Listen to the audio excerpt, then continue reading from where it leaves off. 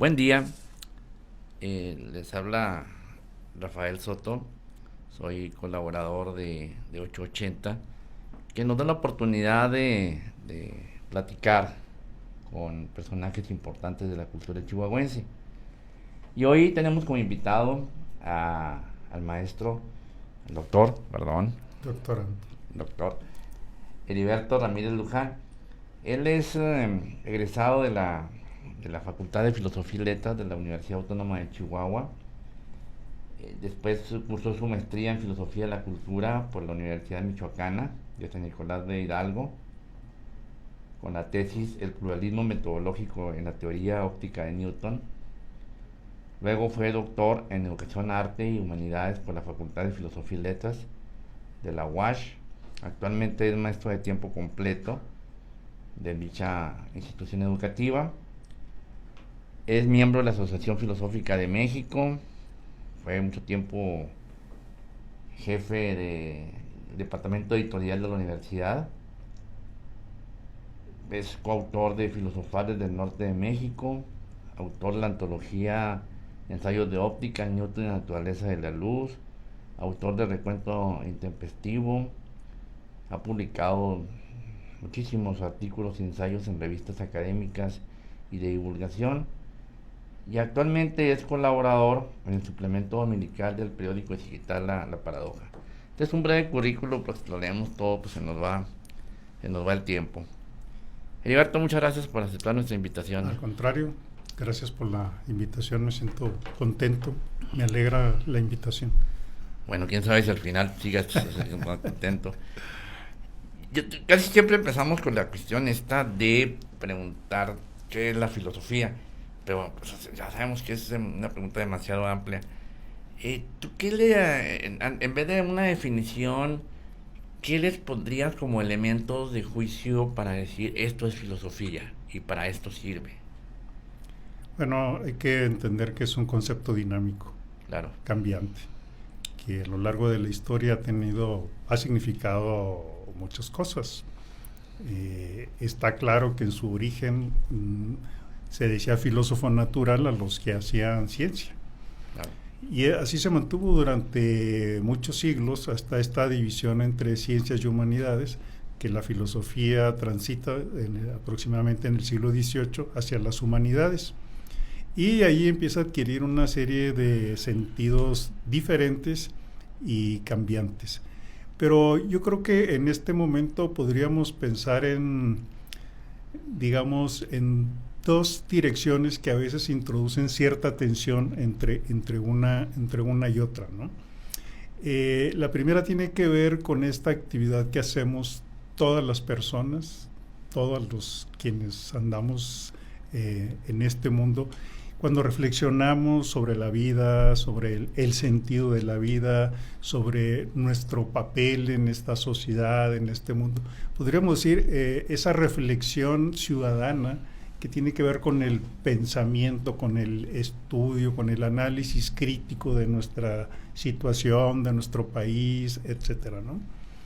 Y bueno, ahí en ese sentido el trabajo de las filósofas, de los filósofos, pues podríamos decir, se resume en enseñar a pensar de la mejor manera, en trazar rutas, caminos, metodologías, para que esta reflexión sea más fecunda, más fructífera.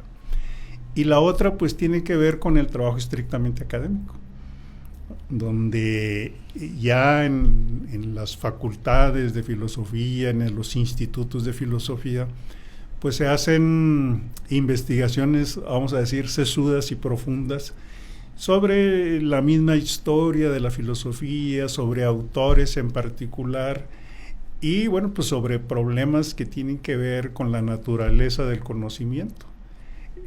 A veces estos estudios pues alcanzan niveles que están distantes de la comprensión del público en general, y la deuda de ese trabajo, de esa línea de investigación, pues estriba en cómo poder involucrar, cómo traducir, cómo hacer llevar ese conocimiento hacia ese otro apartado que es la sociedad en su conjunto, la sociedad general, ¿no?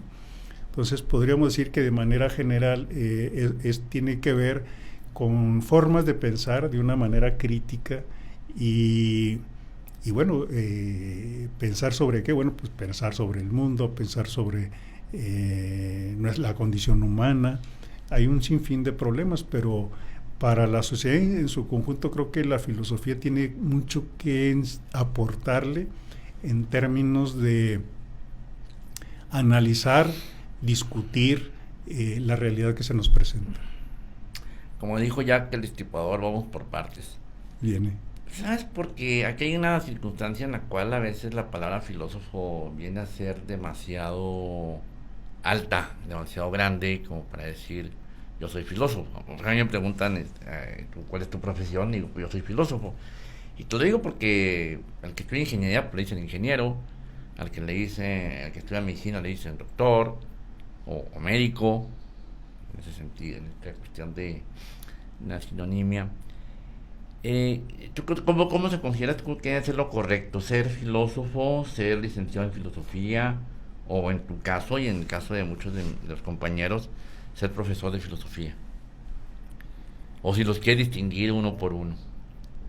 Yo creo que es como lo asumas. En mi caso yo lo asumo sin ningún complejo como filósofo. ¿Qué es lo que pasa? Que cuando hay una comparación, vamos a decir, con las grandes ligas de la filosofía, pues indudablemente que uno se siente en una seria desventaja. Pero pues vamos a decir que como en el fútbol, como en el béisbol, pues hay grandes ligas, hay ligas menores y bueno, pues uno en función de su trabajo puede decir, ¿verdad? Yo me ubico quizá en una liga menor, en una liga intermedia, pero a final de cuentas es una profesión y es como lo asumas. Y bueno, el trabajo finalmente es el que hablará por ti. Por sus frutos los conoceréis, reza una sentencia bíblica. Fíjate que en cierta ocasión fui a un congreso de filosofía y uno de los compañeros llevó una ponencia donde decía, y bueno, yo hasta me sentí un poquito ofendido, porque decía, los verdaderos profesores, los auténticos profesores de filosofía están en la prepa, están en las preparatorias.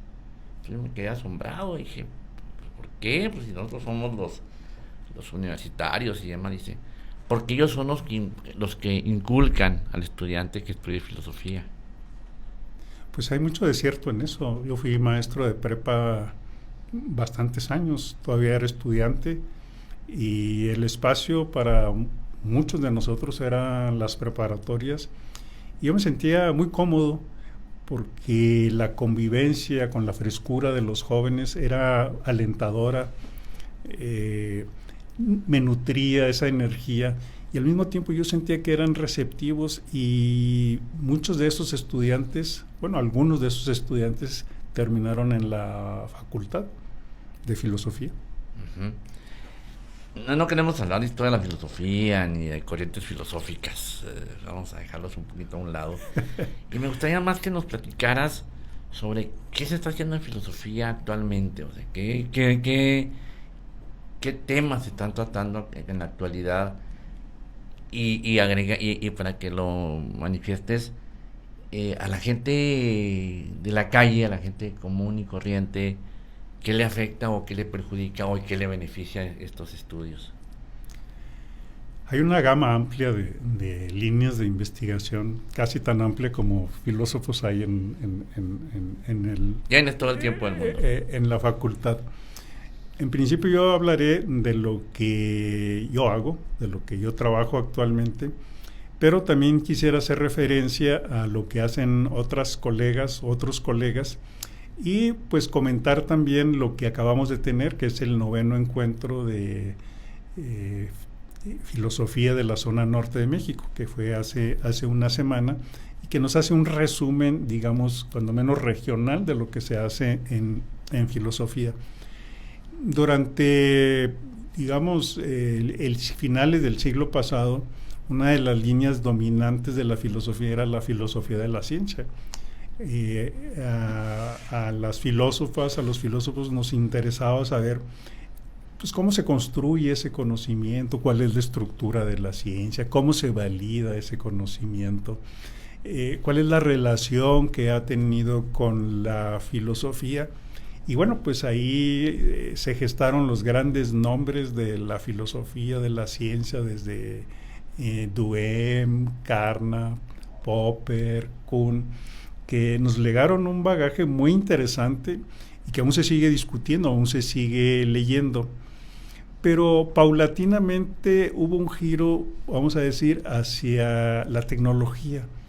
O sea, hacer filosofía de la técnica, hacer filosofía de la tecnología, porque finalmente todos estos medios, todos estos dispositivos que nos envuelven, pues han ido moldeando nuestro entorno y además nuestra forma de ser y nuestra forma de habitarlo. Es el gran mobiliario del mundo y cómo nosotros estamos teniendo una vida imbricada con ellos y que cambia nuestra forma de pensar, cambia nuestra forma de actuar. Y digamos, ha habido esa vertiente muy fecunda y que tiene su discusión más reciente sobre el papel de la inteligencia artificial y en todas sus variantes, en todas sus modalidades, con todo este proyecto de Elon Musk. Entonces, digamos, hay esa vertiente en el ejercicio de la filosofía, es una filosofía de la tecnología, con pioneros muy importantes en América Latina, como fue Mario Bunge. Él estuvo en el primer congreso de filosofía de la tecnología en Estados Unidos, entonces fue un pionero muy, muy sólido en esa dirección que a veces no se le reconoce, pero hay que ver desde sus escritos tempranos hasta el final de su vida estuvo ocupando de esos asuntos. ¿Eso dice de San Mario Bunge? Exacto. Sí, prologó uno de sus últimos prólogos, es a un libro que se llama ¿Qué es la tecnología? Me parece que es un prólogo que mantuvo su lucidez hasta el final de sus días. Y en referencia a lo otro de este noveno encuentro de filosofía de la zona norte, se discutió parte de este tema. Hubo 2 mesas, una conferencia sobre inteligencia artificial, otra sobre el papel de la artefactualidad en este mundo, a los que me he referido a ambos. Pero pues hubo temas sobre la inmigración, o sea, la parte humana, la parte moral, sobre la filosofía para niños, sobre la violencia, sobre cómo construir la paz, que fue una de las mesas más concurridas. Entonces, esas son algunas de las preocupaciones que están vigentes. O sea, la filosofía no es ajena a los problemas inmediatos. Cómo transmitir esta forma de pensar a los niños desde edades tempranas, no solamente desde las prepas.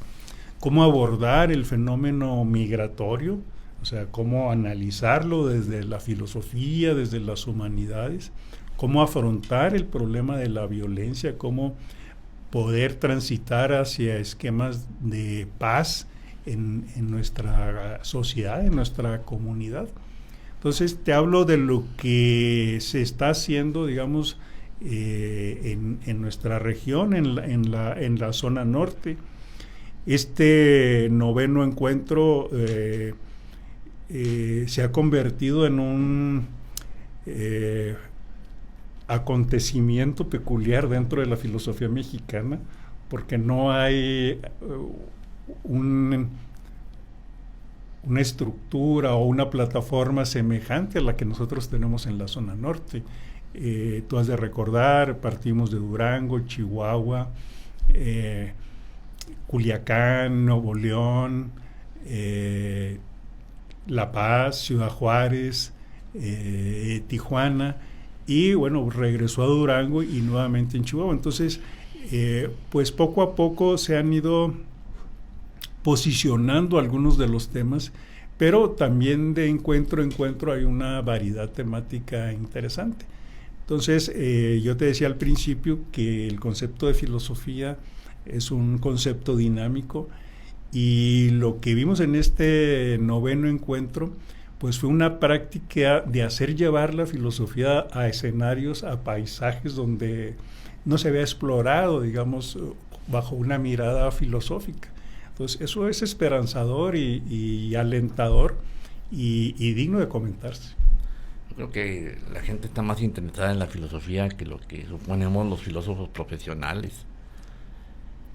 Porque mira, yo veía que de pronto leía artículos en los cuales decía la filosofía está en crisis, sobre todo porque los filósofos nada más se juntan con los filósofos. Bueno, en parte es cierto eso. En parte es cierto, no, y desgraciadamente es cierto. No se juntan con científicos, no se juntan con políticos, no se juntan con técnicos, con especialistas en otras áreas. Y eso, ¿tú crees que ya ha evolucionado esta idea? O sea, que ya podemos decir que ya no estamos tan cerrados. No, yo creo que continúa esa cerrazón. Eso llevó a decir a Stephen Hawking cuando publicó el libro del Gran Diseño, la filosofía ha muerto, ese lo dice en la parte introductoria. Y él lo decía porque la pregunta sobre el origen del universo, el origen de la vida, que fue la madre de las preguntas en la filosofía, es algo que nosotros hemos dejado de lado y que pues la ciencia se ha venido ocupando ahora de dar respuesta a esas preguntas. Yo creo que tanto filósofas como filósofos, como parte del ejercicio intelectual de nuestra profesión, pues está el trazar puentes con la parte disciplinar de la ciencia, la biología, que bueno, sabemos que hay un auge de la filosofía y de la biología en este momento, pero también con la química, con las matemáticas, con otras disciplinas.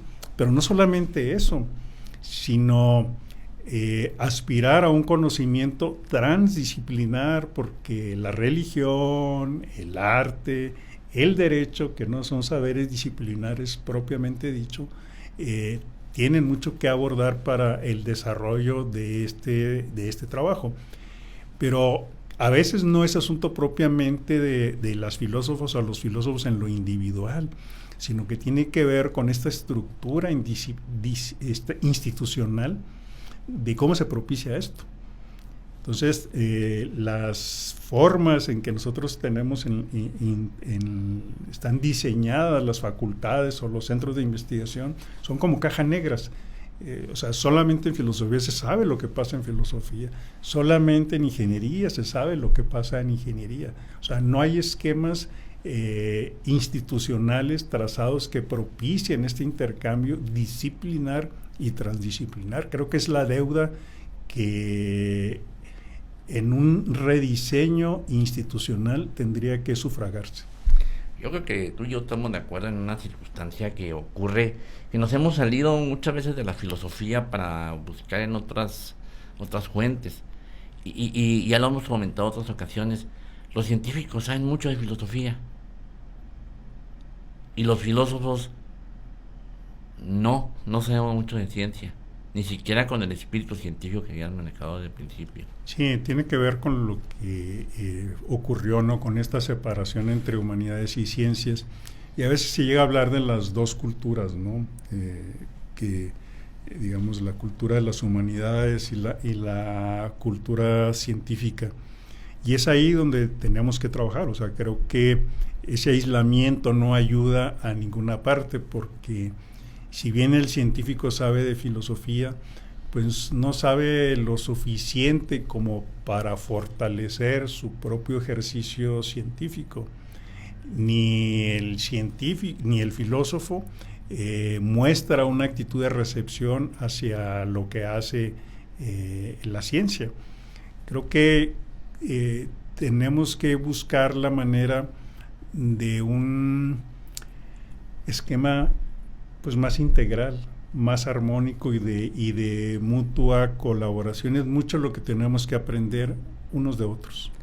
¿Y la gente, a qué le dirías tú a la persona, a los ciudadanos comunes, estudien filosofía para esto? Por ejemplo, y le estoy hablando, voy a decirte la pregunta más específicamente, por ejemplo, no filosofía política, sino filosofía y política. ¿Qué le dirías tú a las personas en qué les puede ayudar la filosofía para, vamos a decidir su voto? Bueno, pues te ayuda a pensar y razonar. Creo que la democracia, desde su origen, era eso, o sea, deliberar sobre los asuntos públicos. Yo haría una reinterpretación de la idea aristotélica de que somos animales políticos. Creo que es una mala traducción del zoon politikon. Son políticos. Sino somos animales ciudadanos.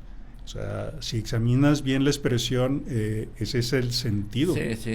Entonces, como seres ciudadanos, pues tenemos que deliberar sobre el bien común y aprender a discutir y saber escuchar las razones de los demás, y saber exponer las mías.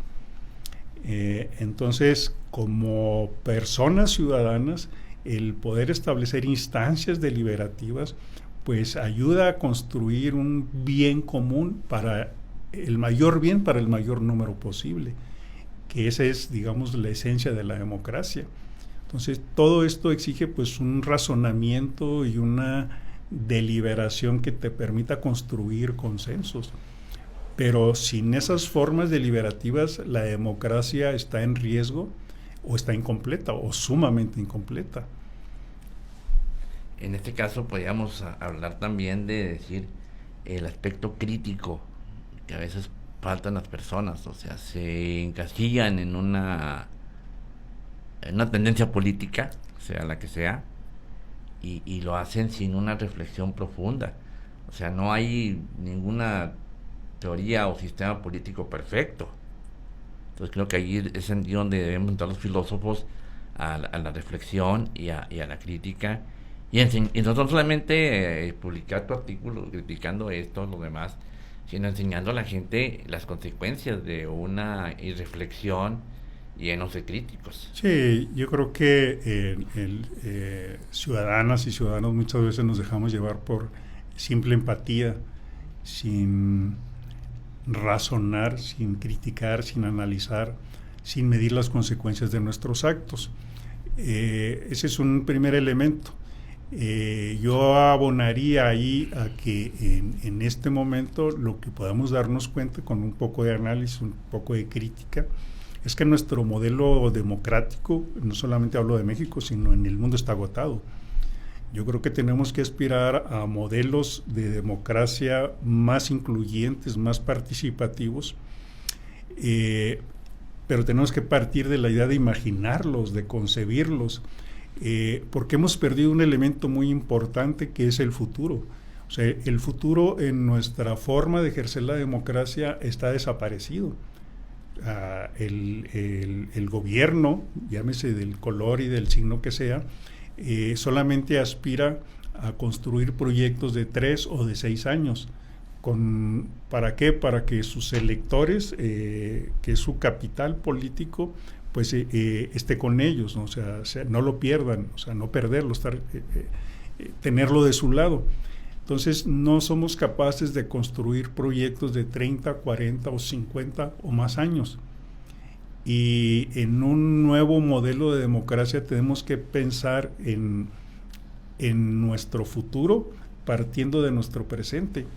Pero para ello también necesitamos electores con una forma de pensar diferente. Pero creo que desde la filosofía nosotros podemos contribuir a imaginar cómo podría ser ese nuevo modelo de democracia. Creo que es una de las posibilidades o los desafíos que tiene la filosofía contemporánea, la filosofía política frente a sí, pensar la democracia de una manera diferente. Y hay un elemento fundamental, o sea, todo lo que implica las redes sociales, todo lo que implica Internet en general, que hace que esta cuestión del acercamiento del político, por ejemplo, con la gente, ahorita que hablaste de democracia, sea de manera indirecta y luego se tergiverse en las redes sociales. Sí, pero para el lado ciudadano, o sea, las redes te dan una herramienta muy poderosa. O sea, tú puedes construir formas de relación y de organización que antes eran impensables. Creo que esas nuevas formas de interconexión ciudadana están por explorarse y pues analizar hasta dónde pueden contribuir a una configuración de la estructura social. Te voy a poner un ejemplo que vale tanto para la filosofía como la ciencia. Podemos hablar de una ciencia ciudadana. O sea, normalmente a veces el ciudadano contribuye con información, con encuestas que fortalecen las hipótesis, la forma, pues las investigaciones, los documentos que están haciendo los científicos.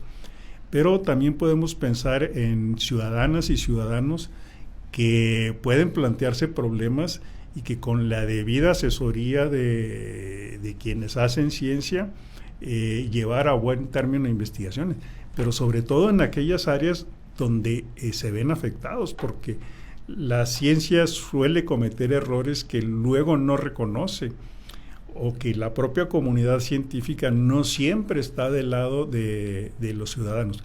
Pues estas redes han propiciado mucho esta interconexión para denunciar malas prácticas médicas, para denunciar malas prácticas tecnológicas, pero te hablo de una modalidad que tiene que ver con la democracia del conocimiento, y no solamente pensar en la democracia política, porque entre las insuficiencias que nosotros tenemos que reconocer de nuestro modelo democrático es que la ciudadanía no decide más que cada 3 o 6 años en función de una persona, a la cual se le otorga una carta abierta para que tome todas las decisiones en todo el ejercicio político.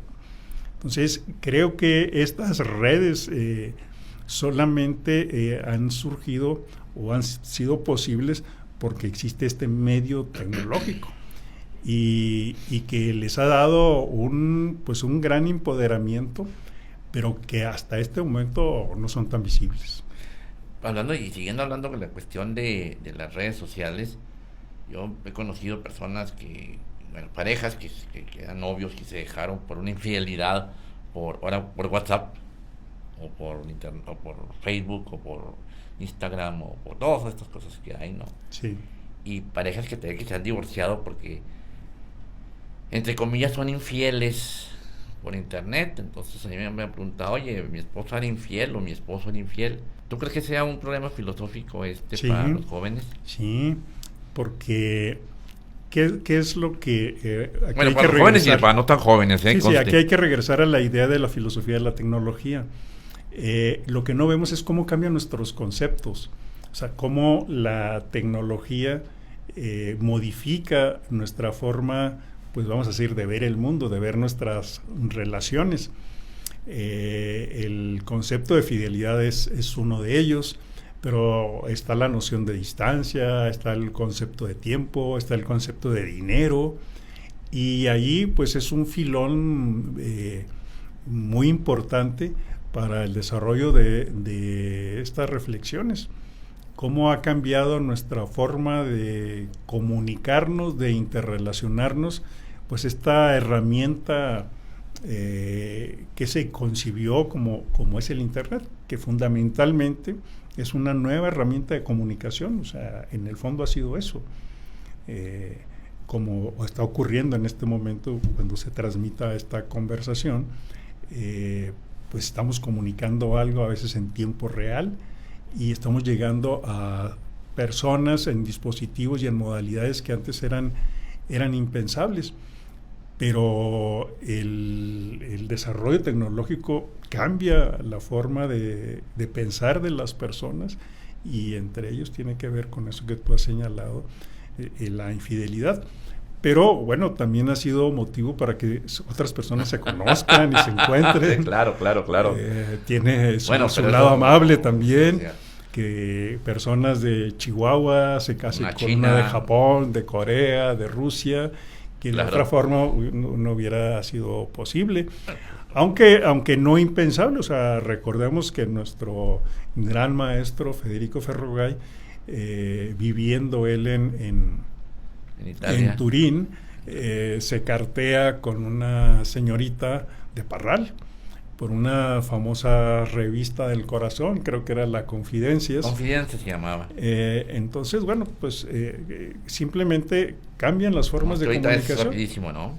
Pero bueno, eso es, digamos, en el mundo que a nosotros nos tocó vivir y a mí me parece que tu pregunta promete mucho en el sentido de todo lo que habría que explorar en cómo la tecnología influye en nuestra forma de interconectarnos y de relacionarnos. Fíjate que en lo personal, por mi labor como representante sindical, tuve la oportunidad de conocer no solamente a muchos profesionistas de la Universidad Autónoma de Chihuahua, sino otras universidades, prácticamente todas las universidades públicas del país. Y siempre me preguntaba, porque lo único que era filósofo era yo, entonces me preguntaban, ¿por qué debe interesarme la filosofía? Yo empezaba, no sé, y lo que te quiero preguntar, ¿estarías de acuerdo conmigo en lo que yo te contestaba? Decir, vamos a empezar por la ética, porque tú puedes vivir sin problemas, vamos a decirlo, epistemológicos, sin problemas metafísicos, sin problemas estéticos, pero la ética es la que te está todos los días dentro de lo que si hiciste lo correcto o no. Sí, sí, pero no solamente la ética es un instrumento valioso, digamos, de gran valía para orientar el obrar de las personas, porque tienes que partir de una noción de bien y de mal.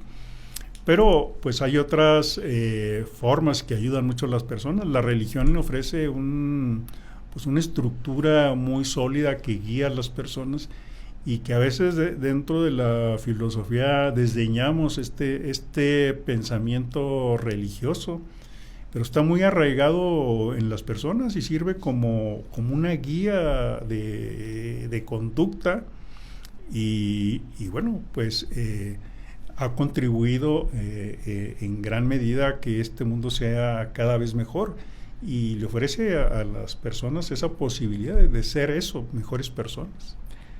Si tú le pones a una persona en la calle un libro de Kant, a lo mejor no lo va a querer leer, o menos de Hegel o cosas por el estilo, ¿no? Porque a veces hay una especie, no sé si lo sientes tú así, una especie de rechazo hacia la cultura. Pero tú lo que has hecho, nos has recomendado libros, has leído libros.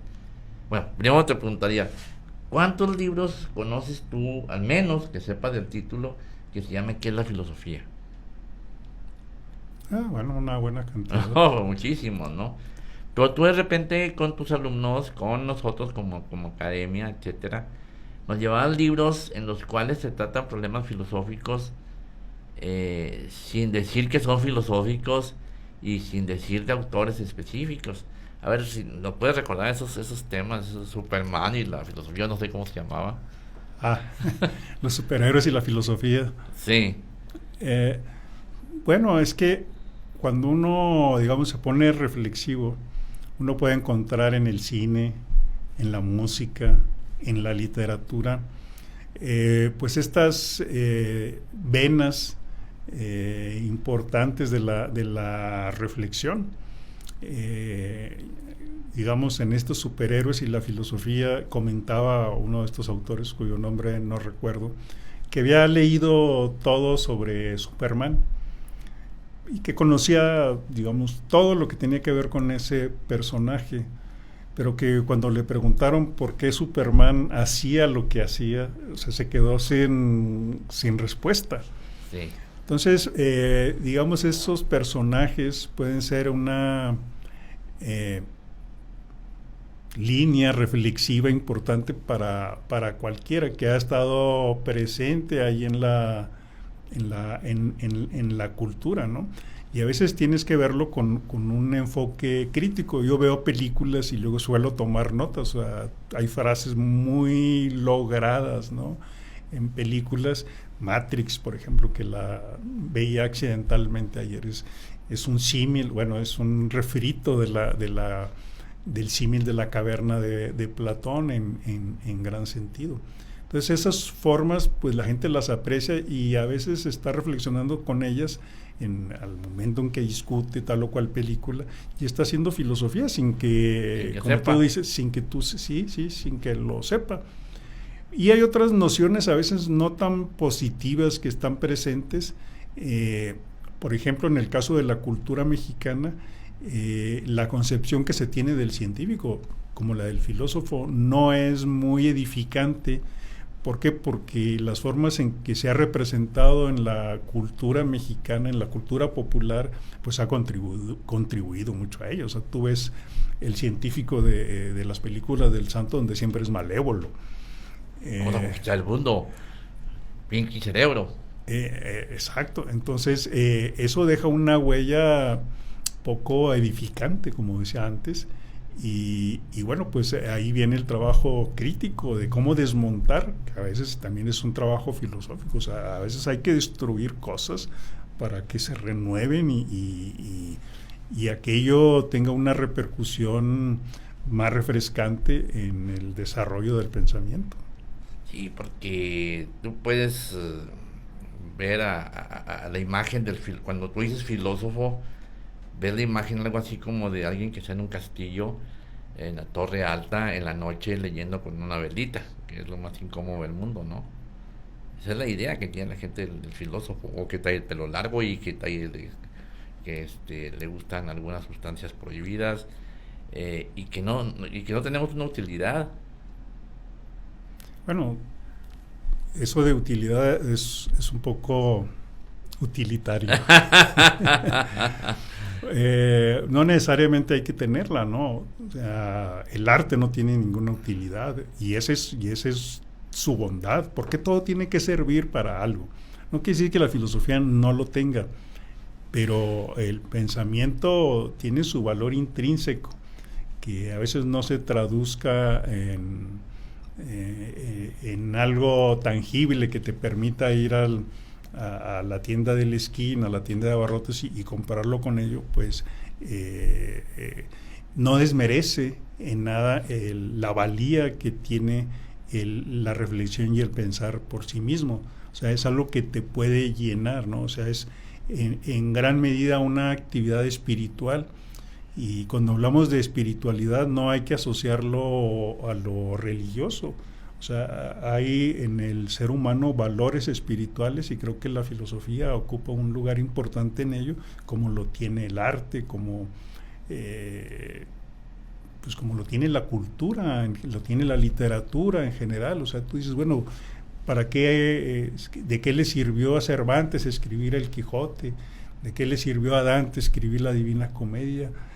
Pues en sentido utilitario para nada, pero todos nos hemos beneficiado porque te enriquece, abre tu panorámica, tu visión del mundo. Es un viaje intelectual rico por sí mismo. Es que estaba pensando en esa circunstancia de que ahora que estamos en época, por ejemplo, de darle un giro o una continuidad a la vida política del país, a mí lo que hasta ahorita puedo decir me molesta, es de que en las mesas de análisis no incluyan a filósofos, son puros periodistas.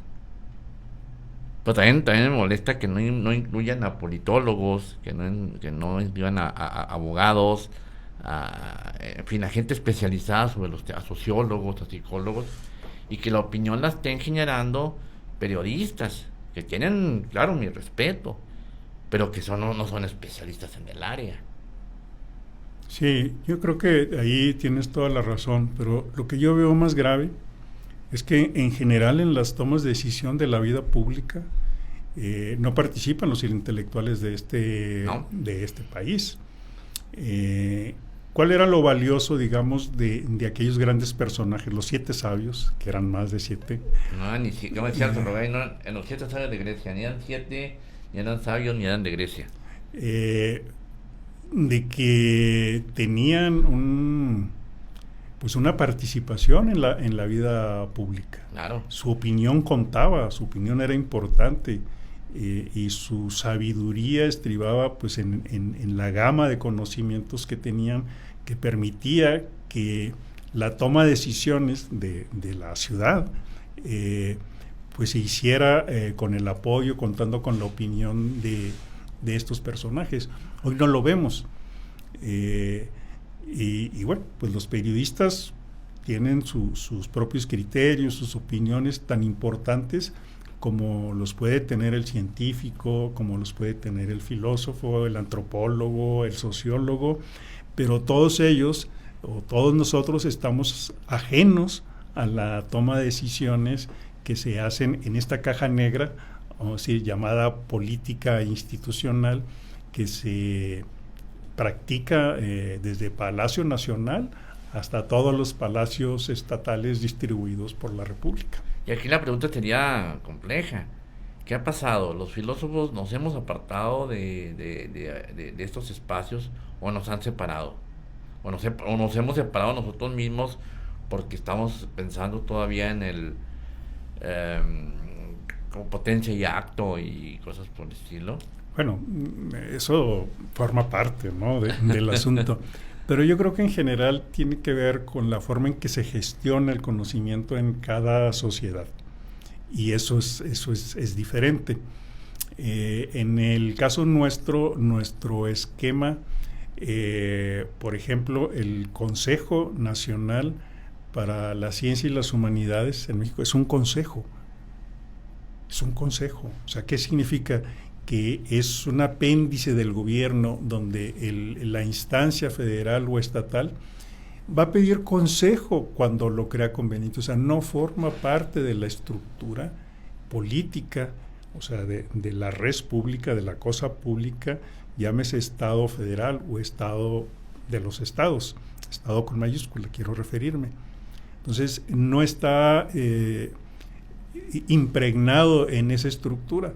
Entonces, hay gente que te puede decir, yo tengo 30 años o 40 que he sido parte del Consejo de Ciencia y Tecnología y Humanidades, pero jamás me han pedido un consejo, porque tú como autoridad política debes eso, o sea, tienes esa garantía o esa prerrogativa simplemente de pedirlo cuando lo necesitas, como se llama un consejo. Entonces, ahí es lo que yo me he referido antes como la necesidad de rediseñar la gestión institucional del conocimiento y la forma en que esto se interconecta a diferentes instancias y hasta la propia comunidad, hasta la sociedad general en su conjunto. Pero también hay que decir que asumiendo parte de nuestra responsabilidad, la forma en que a veces el ejercicio de la filosofía se lleva a cabo se distancia de todos estos entes, tanto públicos como sociales. O sea, nos volvemos inaccesibles en nuestras formas de expresarnos y recibimos el rechazo, el desdén de quienes deberían de beneficiarse de nuestro conocimiento, y eso nos ha recluido y eso ha contribuido a esa figura de ese personaje en una torre leyendo en la soledad con una velita prendida. Creo que ahí y aislado del mundo. Creo que ahí nosotros tenemos que repensar nuestra forma de hacer filosofía y nuestra forma de comunicarla, y a valernos ahora sí de todos estos recursos que tenemos a la mano para estar en contacto con el mayor número de personas, pues de una manera amigable, y que esto realmente se pueda convertir en un diálogo permanente. Ahorita mencionabas a Hawking, de que decía que la filosofía ha muerto. Yo pienso que la filosofía sigue estando en crisis. Ahora, ¿cómo sacarla de la crisis? Digo, casi te diría, ¿a qué había apuntado la filosofía ha muerto? ¿Cómo resucitarla? Pero no quiero ser tan drástico. Bueno, digamos, la muerte de la filosofía se ha convertido casi en una franquicia y ha generado libros y demás. Eso te da una idea de que no está en crisis. Sí, claro. Por eso yo corrijo la cuestión ¿no? Por sí mismo, eso ha generado profundas reflexiones. Creo que ya respondí en parte a esto. Sí. Si nosotros cambiamos nuestra forma de hacer filosofía, sobre todo ocuparnos de problemas contemporáneos, de problemas que le interesen a las personas de nuestro entorno, asuntos relacionados con la violencia, con el cambio climático, por ejemplo, que no me he referido antes. Creo que eso puede atraer y decir de qué forma la filosofía contribuye, pues no solamente a hacer preguntas, porque pues sí, la filosofía es un ejercicio inquisitivo, ¿no? de estar punzando, estar haciendo preguntas, pero también de comprometerse con respuestas, ¿no? Y en una forma de pensar inter y transdisciplinario. Creo que desde la filosofía nosotros tenemos, no digo que aprender a ver, sino cómo construir proyectos de colaboración inter y transdisciplinar. Dos últimas preguntas. Una de ellas es, ¿qué libro le recomendarías a las personas que quieren saber de filosofía, pero así en el sentido de difusión? Bueno, yo suelo siempre comentar sobre el libro que estoy leyendo en su momento. Digamos, ahorita estoy leyendo uno sobre la democracia del conocimiento de Daniel Innerarity, que es un filósofo eurodiputado muy importante.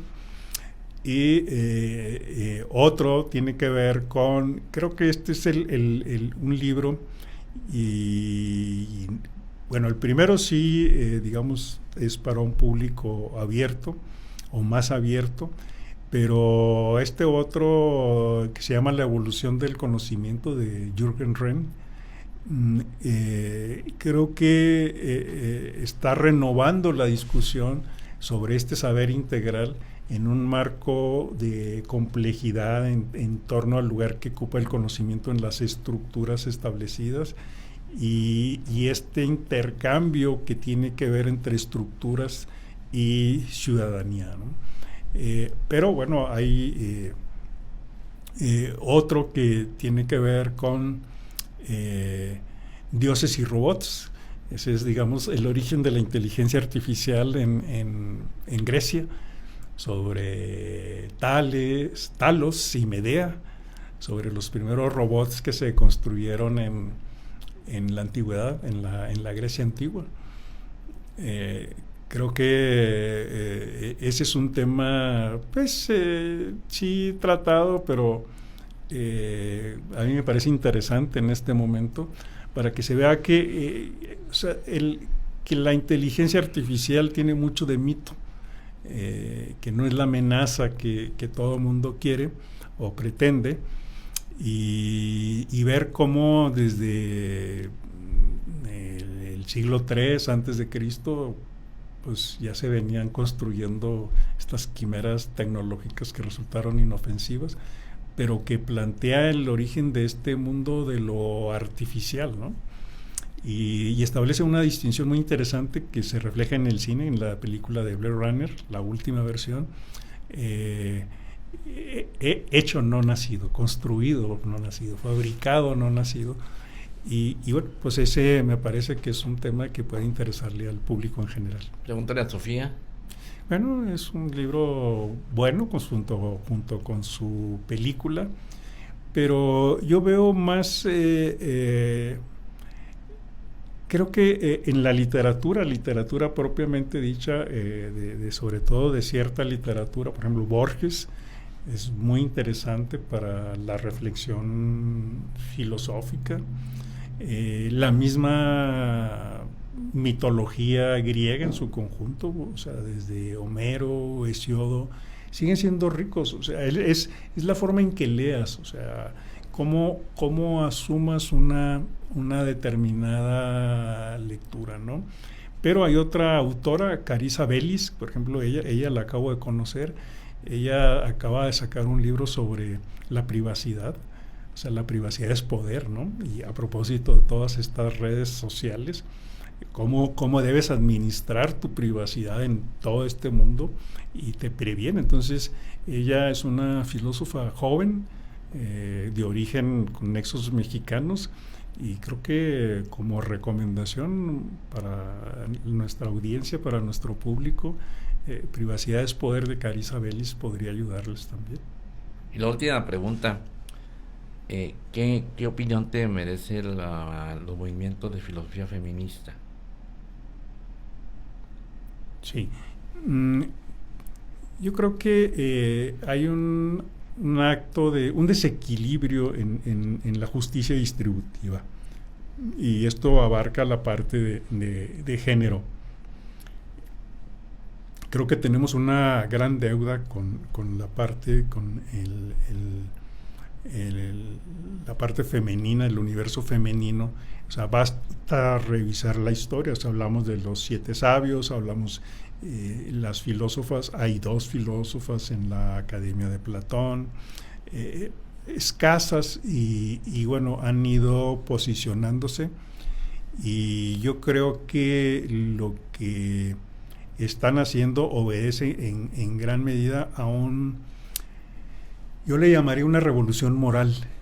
De las revoluciones morales no se habla seguidamente, entonces yo creo que lo que estamos presenciando es eso, una revolución moral, y como toda revolución en proceso, explora rutas a veces equivocadas, a veces atinadas, pero inaugura nuevas formas de pensar donde a veces los varones no estamos preparados o no tenemos la suficiente perspicacia para entender hacia dónde se orienta esa revolución y cómo está rompiendo con formas de pensar y de concebir el mundo y las relaciones entre géneros, y que ese es el desafío para nosotros.